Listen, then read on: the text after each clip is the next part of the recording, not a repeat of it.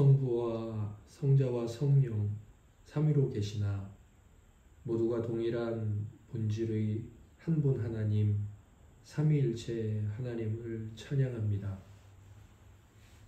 이스라엘 백성들에게 만나 주시되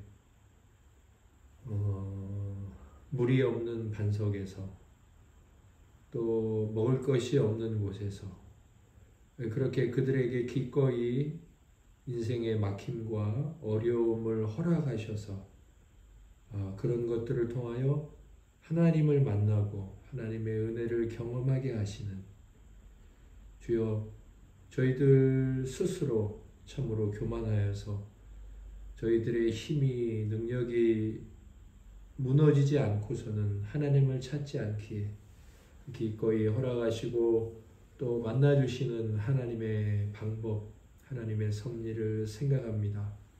주여, 오늘 밤에도 저희들 삶에 별다른 일은 없지만 주께서 아니시라면 하루도 살 수 없음이라고 고백할 심령으로, 그렇게 낮아진 심령으로 당신을 찾고 구하오니 하늘의 하나님이시여, 이미 저희들 안에 찾아오신 거룩한 성령으로 당신과 당신의 뜻이 더욱 저희들 안에서 굳건하게 하시고 힘있게 임하게 하시고 또 그곳으로 삶에서 천국의 열매를 맺게 하옵소서. 우리를 구원하신 예수님 이름으로 감사하며 기도드립니다. 아멘. 찬송가 263장 하나님께 찬양 올려드리겠습니다. 이 세상 험하고 나 비록 약하나 늘 기도 힘쓰면 큰 권능 얻겠네. 주의 은혜로 대속받아서 피와 같이 붉은 죄는 가치겠네.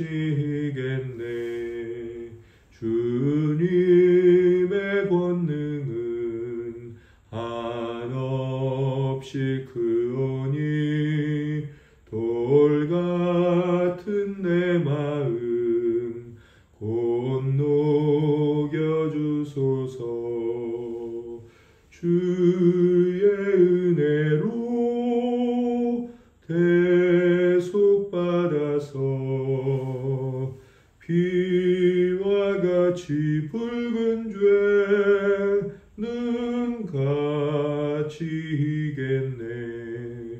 내 맘이 약하여 늘 넘어지오니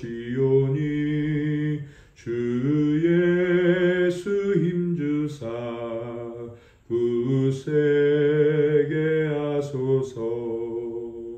주의 은혜로 대속받아서 피와 같이 붉은 죄는 가치겠네. 죄 사함 받은 후 새 사람 되어서 주 앞에 서는 날 늘 찬송하겠네. 주의 은혜로 대속받아서 피와 같이 붉은 죄는 가치겠네.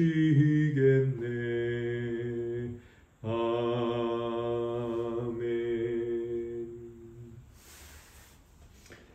은세미로 교회는 수요학당이라는 이름으로 수요일에 함께 모여서 하나님께 찬송과 영광, 그리스도의 덕을 기리고 또 하나님께 은혜를 소망하고 주님께서 내려주신 은혜를 실제로 받고 그 은혜 가운데서 살아가고 있습니다. 개혁주의 시대의 책들을 중심으로 함께 읽고 또 모여서 또 나누는 시간이죠. 네 번째 시즌 세뮤얼 러더퍼드의 편지입니다. 같은 이름의 스코틀랜드 목사님께서 유배지에서 그리고 고향에 돌아오셔서 쓴 편지입니다. 네, 럭스라고 미국을 세우고 미국 헌법을 만드는 기초가 된 책이 있는데 청교도들에 의해서 전해진 그 책을 쓰신 분도 바로 세뮤얼 러더퍼드 목사님이십니다. 오늘 함께 나눌 분량은 181페이지에서 182페이지, 아니 181번 편지에서 182번 편지, 모두가 다 길버트 커 대령에게 쓴 편지네요. 503페이지에서 510페이지입니다. 1교시는 우리 지체들께서 먼저 은혜를 나눠주시겠습니다. 김남희 사모님부터 은혜를 나눠주시겠습니다. 네, 저는 한 두세 군데 정도 조금 밑줄을 치면서 좀 묵상을 하면서 읽었는데요. 먼저는 504페이지 이제 그 중간 부분 쪽에 보면은 십자가에 대한 이야기가 나오는데 이제 그러므로 주님이 죄로 인한 고난 가운데서 그 자신의 십자가에 가장 가까이 있는 유일한 십자가를 당신을 위해 골라내어 위로로 입혀주신 당신의 주와 견줄 만한 일 없으니 용기를 가지시고 다가갈 영광과 여기서 그를 따르도록 당신을 택하신 그분 안에서 자신을 위로하십시오. 라고 해서 주님이 가장 주님을 닮은 십자가를 우리에게 이제 입혀주시는데, 우리 바보들은 우리 자신이 고른 십자가를 가지고 싶어하며 우리의 쓸개와 하고 우리의 불을 식히며 우리의 죽음과 무덤을 인생의 열로 덮게 하려고 합니다. 라고 이제 이런 표현을 보았어요. 그래서 우리는 얼마나 우리 자신이 고른 십자가를 짊어지고 싶어 하는지, 그러나 주님은 우리에게 가장 주님을 닮은 우리에게 가장 필요하고 합당한 십자가를 주시는 분이신데라고 생각을 좀 하게 되었고, 그 다음에 509페이지에서 또한 이거 연장이지만 주님이 고르신 십자가인 것 같아요. 스코틀랜드에 하단부분에 보니까 그의 지혜가 말합니다. 약탈과 황폐함이 스코틀랜드에게 더 낫다. 그러면 우리 대꾸합니다.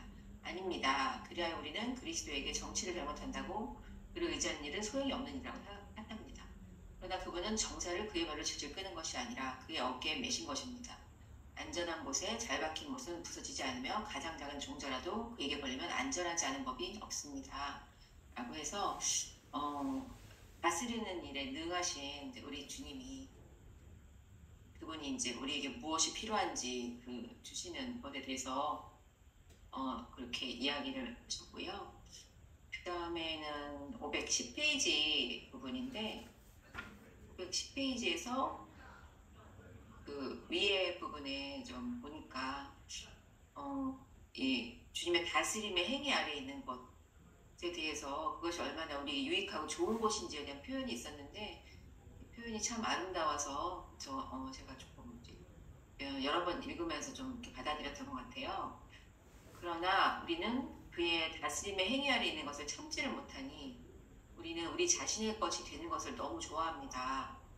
온전히 그리스도의 것이 되며 온전히 그 안에 있으며 피조물의 소유에서 완전히 벗어나 그리스도 안에 온전하여지며 그리스도 안에서 믿음으로 살며 단번에 하나님의 아들의 영원한 위엄과 영광으로 옷 입어서 그것으로 그가 그의 모든 친구들과 따르는 자들을 상속 참여자가 되게 하신 것은 얼마나 아름다운 일인지요. 그리고 인마늘의 높고 목된 땅에서 거하며 성령의 바람 외에는 바람이 불지 않는 곳에 그 달콤한 공기 속에 살며 보좌 아래와 어린 양에게서 흐르는 정결한 생명수에는 어떤 바다나 홍수도 범람하지 않으며 날마다 12가지 과실을 맺는 생명나무 외에는 아무 식물이 없는 곳에서 사는 것은 얼마나 감미롭겠습니까? 우리가 여기서 죄를 짓고 고난을 당하는 것 외에 무엇을 합니까? 라고 해서 주님이 온전히 주님의 다스림 안에 있는 그 복된 에 대해서 그 온전한 다스림이 바로 하나님 나라가 온전히 임하는 것은 바로 그 주님의 나라에 도달했을 때잖아요. 안식일가 아름다고 생각하면서 이 땅에서 우리가 계속 죄를 짓고 고난당하고 주님의 다스림을 벗어나 사는 이 고난과 이제 그 영원한 안식의 모습이 대비되어서 여기서 어려움을 겪을수록 천국에 대한 소망이 있어지는 그런 주님의 다스림에 대한 더 갈망, 주님 나를 온전히 다스려 주시옵소서. 제 삶은 주님의 나라가 되기 원합니다라는 그런 소망을 갖게 하는 것 같습니다. 마은혜 목사님 나눠주세요.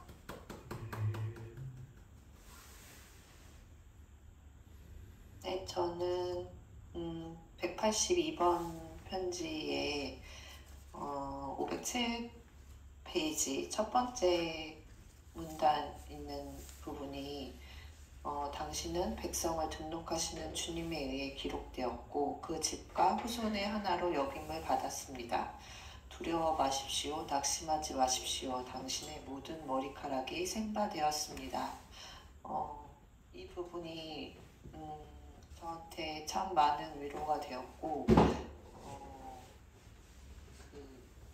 하나님 나라에 속한 자녀이므로 머리카락까지 나는 하나님한테 속하여 있으니까 내가 두려워할 일도 낙심할 일도 없겠다라는 것이 더 확신이 되는 그런 글인 것 같아서 참 많은 위로를 받았습니다. 네, 성도님 받아주세요. 네, 저는 504페이지 중간에 많은 자녀들을 영광으로 이끄셨으며 하나도 잃어버리신 적이 없는 그가 우리의 최고의 교사이십니다. 제가 영들었을 때 그가 보호자와 위로자가 되기를 바랍니다. 우리가 파산한 상속자이며 자유의지 대신에 그리스도께서 교사가 되시며 우리가 더 이상 우리 것이 아니라면 저는 그것을 복된 파산이라고 생각합니다. 이 부분이 가장 기억에 남았던 것 같습니다.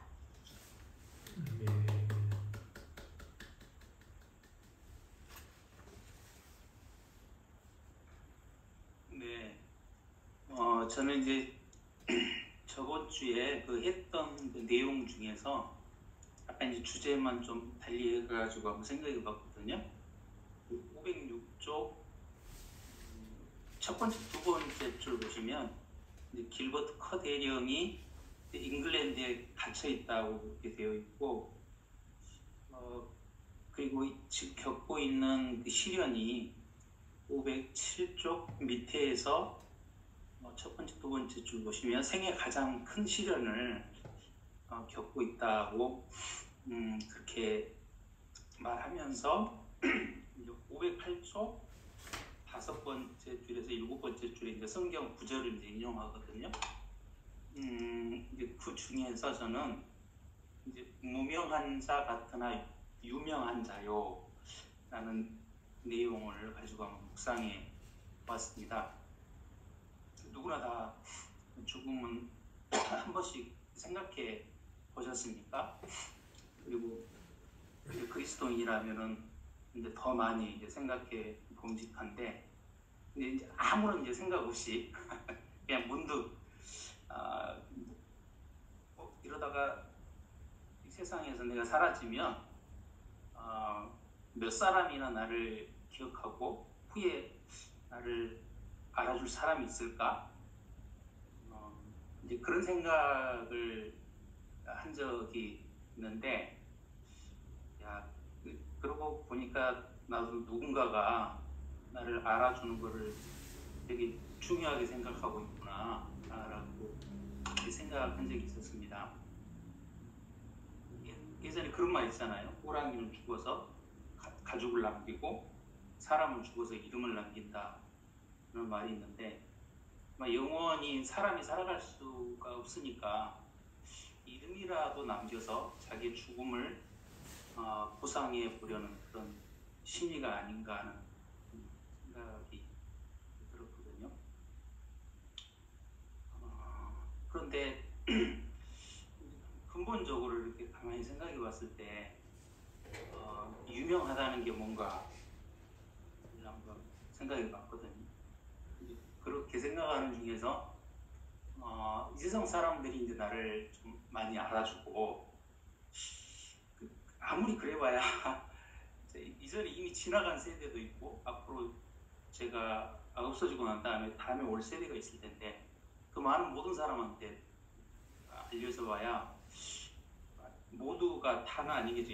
알려져 봐야 아무리 최대한 알려져 봐야 얼마나 알려질까 하는 그 생각이 들면서 전에는 이제 세상 어두운 가운데서 살았지만은 이제는 제가 갈라디아서 4장 9절이 이런 말씀이 나오더라고요.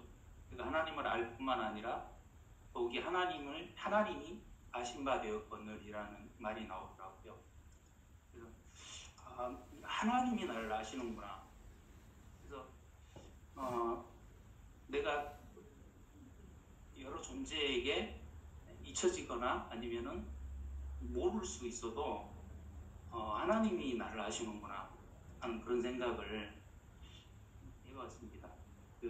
요즘 뭐 무슨 게이트 그래가지고 대통령을 몇 번 만났고 그래서 대통령이 나를 알기 때문에 내가 말 한마디면 뭐 어떤 영향력을 행사할 수 있다 이렇게 이야기하는 우리가 매체를 통해서 들어보지만은 대통령도 아니고 이제 만왕의 왕이신 하나님께서 나를 아신다. 그래서 진짜 이름이 알려진다라는 것이 다른 어떤 것이 아니라 하나님께 알려진다, 내 존재가 알려진다라는 것이 오늘 대목 묵상하면서 마음에 좀 와닿았거든요. 네, 마치겠습니다.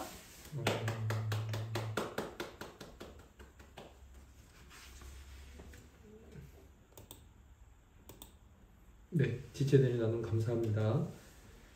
이 교시는 뭐 저의 강의이자 나눔인데 오늘 나눌 내용의 제목은 복된 식탁에서 먹고 마시자. 복된 식탁에서 먹고 마시자 입니다.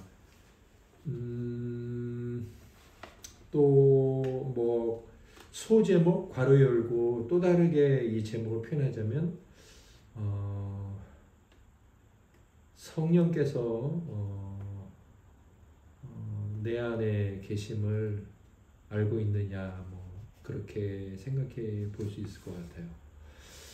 510페이지 오늘 함께 읽으셨던 그 두 편지 중에 마지막 페이지에 보면 하나님께서 이렇게 예정하시고 선택하셔서 부르신 자들을 얼마나 잘 지키시는지를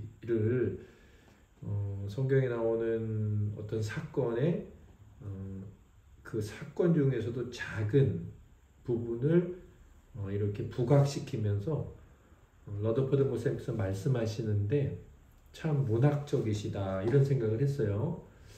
구약과 신약에서 하나씩 에피소드를 나누셨는데 어떻게 하나님께서 이 정사를 발로 질질 끌지 않고 어깨에 메시고 정확하게 잘 해내시냐, 뭘 보면 너희들이 더 잘할 수 있겠느냐 당신이, 그러면서 하신 얘기가 첫 번째 에스라 1장 8절과 9절 하나님께서 이제 바벨론이 예루살렘을 침공했을 때 성전을 허물고 그 안에 있던 하나님께 제사 드리는 성전 안의 기구들을 하나님이 다시 다 가져오시잖아요.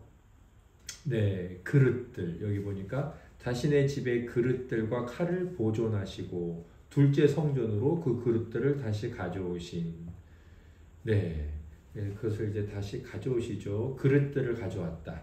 그릇들. 그 다음에는 신약에 있는 내용은 정말 저는 진짜 이런 비유는 처음 본 것 같은데 사도행전 12장 8절 그는 숟가락이나 베드로가 잡혔을 때 잃어버리지 않도록 하신 낡은 신보다 자신의 구속된 자들을 더욱 섬세하게 돌보실 것이 틀림없습니다. 베드로가 이 사도행전 12장에서 잡히죠. 그 헤롯에 의해서 헤롯 3세에 의해서 잡히는데 먼저 그 야고보가 순교를 당하고 유대인들이 신나해하니까 베드로까지 이제 잡아들이죠. 근데 이제 그때 천사가 나타나고 감옥을 나오지 않습니까? 잠겨 있는데 그 장면이에요.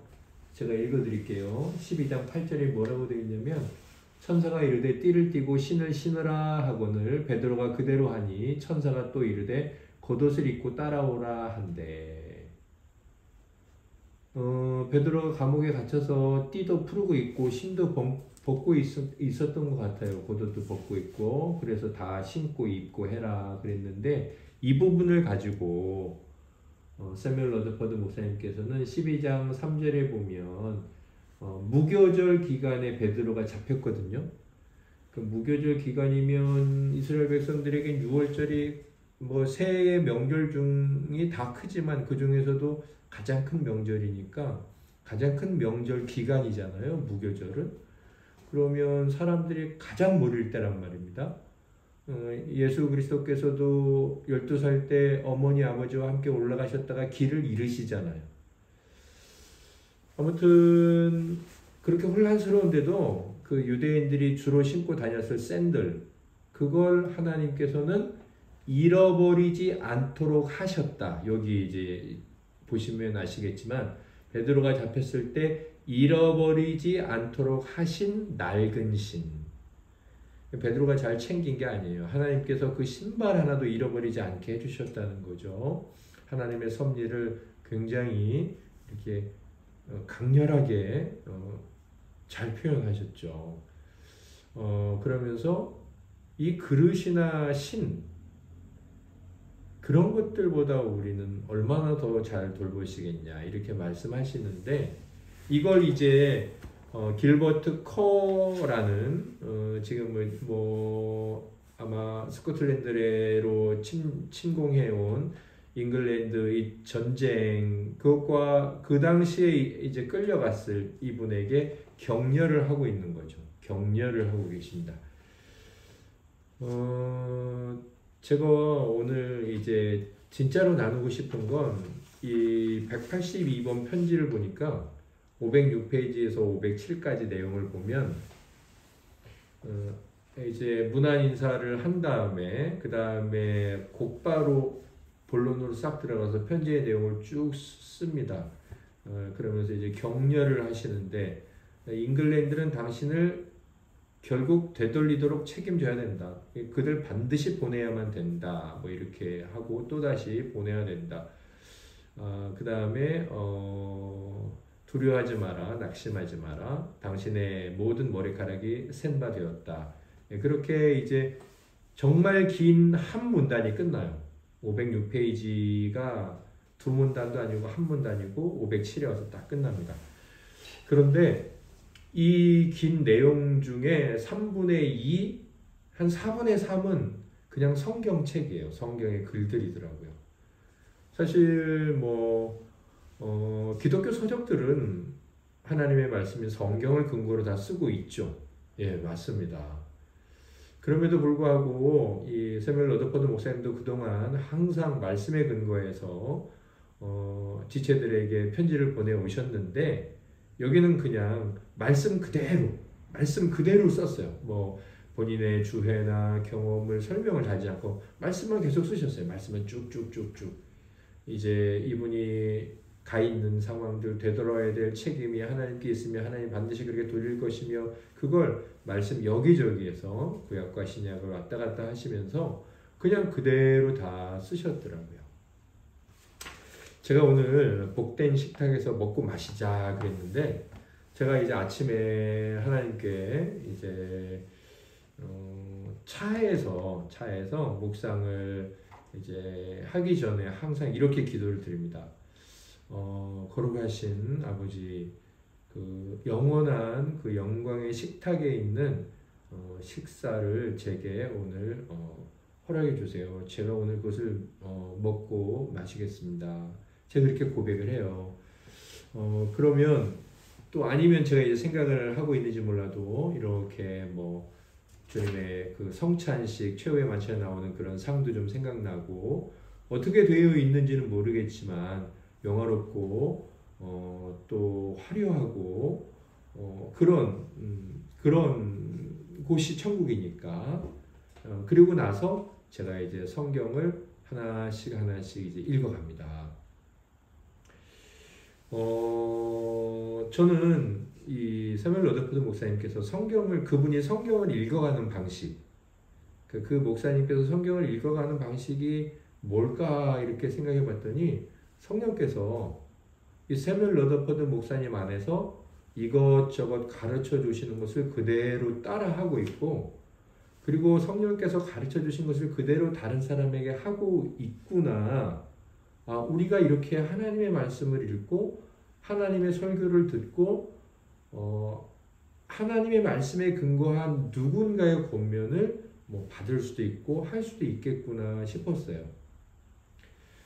복된 식탁에서 먹고 마시자, 이것은 이제 저의 어떤 주제이기도 하고 제가 이렇게 상상을 하는 것이기도 하죠. 그러나 예수님께서는 아주 분명하게 이렇게 말씀하셨어요. 성령이 오신다면 어떤 일을 하신다고 그러셨냐면 예수 그리스도의 말씀을 생각나게 해주시겠다라고 하셨어요. 그래서 실제로 그게 어떻게 응답이 됐죠? 사도행전 2장에 가면 이제 베드로부터 시작을 해가지고 요엘서 말씀, 구약에 나와 있는 말씀들, 그것이 어떻게 신약에 와서 성취가 되었는지, 그리고 가슴을 치며 우리가 어떻게 해야 된다고 했을 때 성령을 선물로 받으라 회개하고 이렇게 말씀을 하면서 예수 그리스도께서 자기들과 함께 있을 때 말씀해 주셨던 것들을 다 기억하면서 주님이 직접 하신 말씀뿐만 아니라 구약 성경에 나오는 그 말씀까지도 비교해 가면서 설교를 했죠. 그게 이제 성령의 역사였고, 그들이 성령이 그들 안에서 역사하고 있다는 증거였어요. 새뮬 러더포드 목사님 안에서는 성령이 엄청나게 역사하지 않습니까? 그분은 이 성경을 읽을 때 자신에게 주어진 말씀으로 잘 받아요. 그래서 성경에 기록되어 있는 우리가 잘 아는 에스겔 37장에 마른 뼈들 이야기가 나오잖아요. 이 말씀을 마른 뼈들이 이렇게 살아났어. 하나님의 회복이 있을 것이고 예언의 역사, 하나님의 군대, 죽은 이스라엘 같은 그런 나라가 회복이 될 거야. 그렇게도 당연히 우리가 역사적으로 읽어야 되겠지만 그 말씀을 이 뼈들에게 말씀하시길 내가 생기로 너에게 들어가게 하리니 너희가 살리라 이렇게 하고 나서 이걸 본인이 어떤 어려움이나 곤란한 상황 가운데서도 나는 하나님의 은혜로 살아날 것이다. 도무지 살아날 군역이 없고 어떤 사람도 지금은 회복의 기미가 없다고 말한다 하더라도 나는 성도에게 주시는 이 약속의 말씀이 오늘 나에게 주신 말씀이야 라고 이 목사님이 이 말씀을 받으신 거죠. 성령께서 하나님의 말씀을 생각나게 해주셨고, 그리고 이 말씀을 가지고 이제 그동안도 모든 편지에서 그렇게 하셨지만 특히 유난히 제가 오늘 좀 그런 마음이 들었는데 유난히 성경이 있는 그대로 많이 기록되어 있는 거예요. 이 길버트 커 대령에게 그냥 성경에 이런 좋은 글이 있다가 아니라 당신이 경험했던 것과 같은 그런 고백으로 이 지체에게 이렇게 나누고 있더라고요. 우리가 이제 성경을 읽을 때 저도 부인할 수 없는 게 뭐냐면 설교를 해야 되니까 제가 이제 이렇게 자료를 뽑는 마음이 제일 먼저 생기는 것 같아요. 그래서 저의 씨름은 그거 같아요. 내가 이제 말씀을 전하기 위해서 하지 말고 내가 오늘 하나님께 내가 먹어야 될 말씀이 뭐지? 내가 먹어야 될 떡이 뭐지? 그렇게 내가 받자. 그러면서 내가 지금 겪고 있는 일들은 뭘까?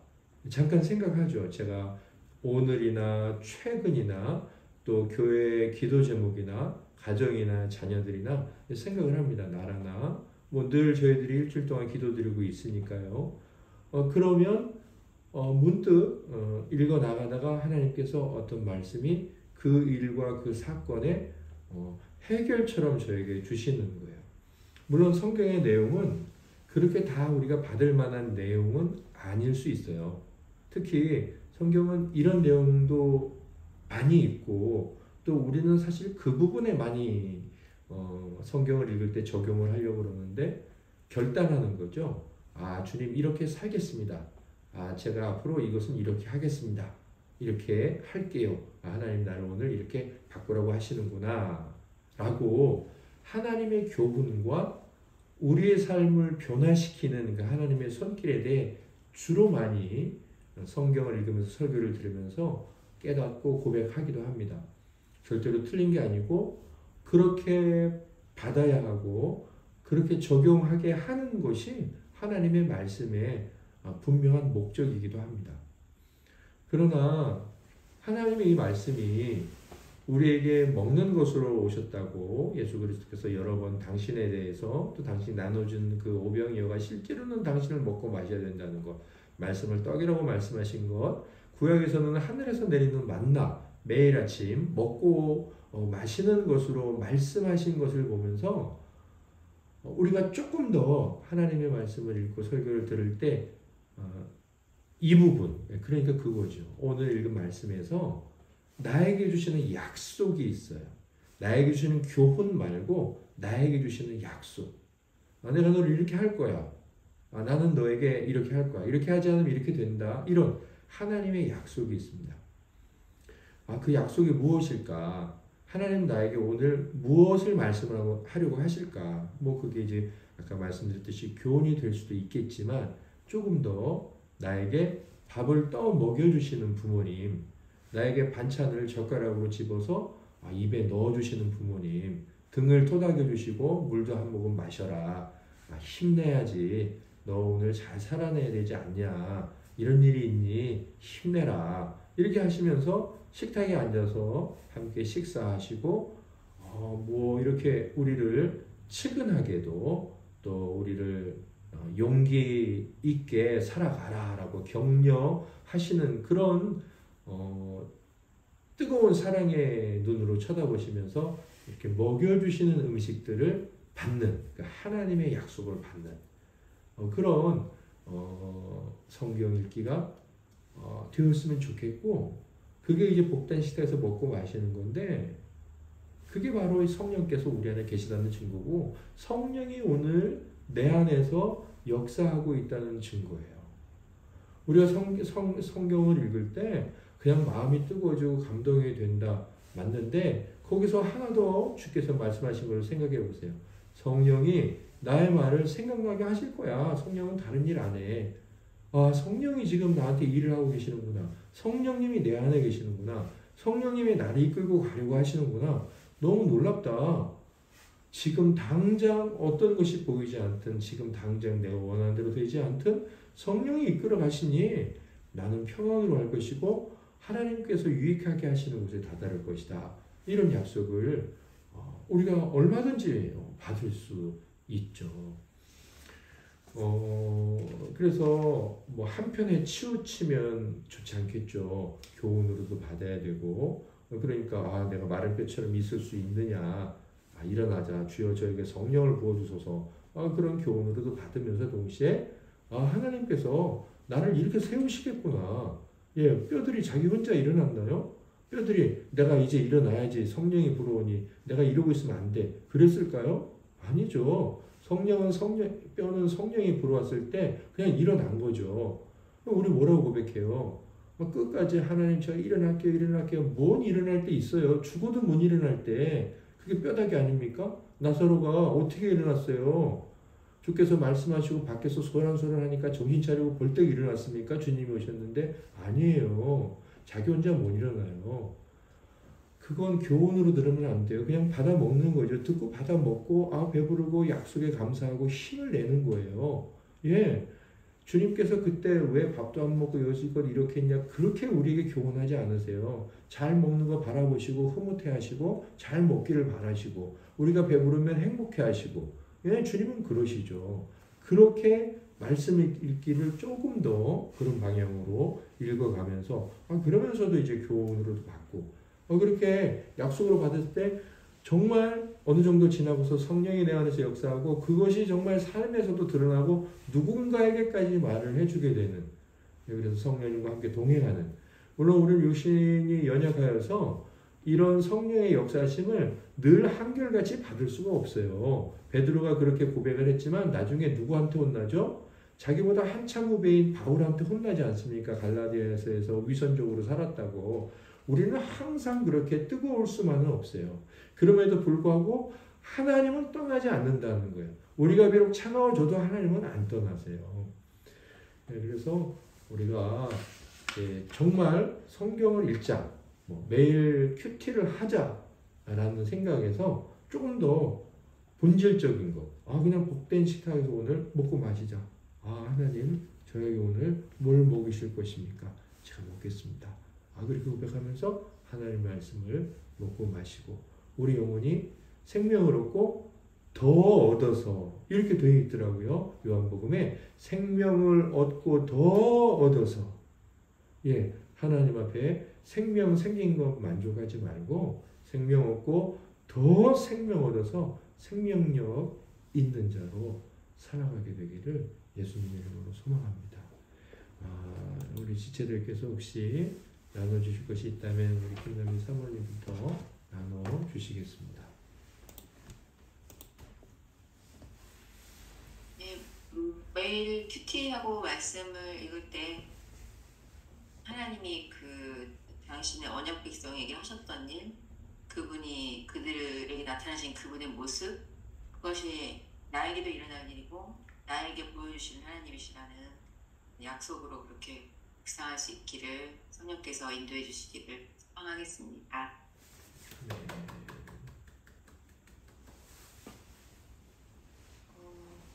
저도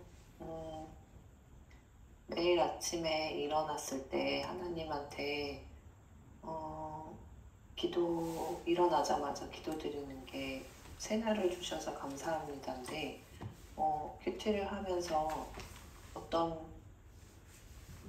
밥을 주실지, 어떤 맛있는 것을 주실지에 대한 고민은 별로 안 해봤던 것 같은데, 조금 더 그런 깊은 묵상이 되는 그런 큐티 생활이 되었으면 좋겠습니다.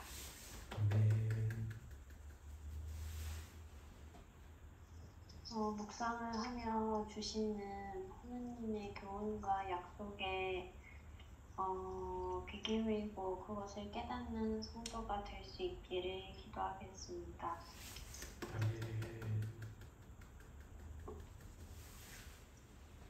오늘 아침 묵상이 좀 잘 안 됐었거든요. 그렇게 이제 어떤 분이 하시는 말씀이 떠올랐는데요. 눈으로 읽고, 그래서 안 되면 소리내서 읽고, 그래서 안 되면 유튜브로 듣고, 그래도 안 되면 손으로 써보고, 이건 약간 오늘 좀 기분이 아침에 묵상이 안 돼서 좀 처졌는데, 목사님 말씀 듣고 더 의욕을 갖고 읽고 듣고 쓰고 또 열심히 하겠습니다. 감사합니다.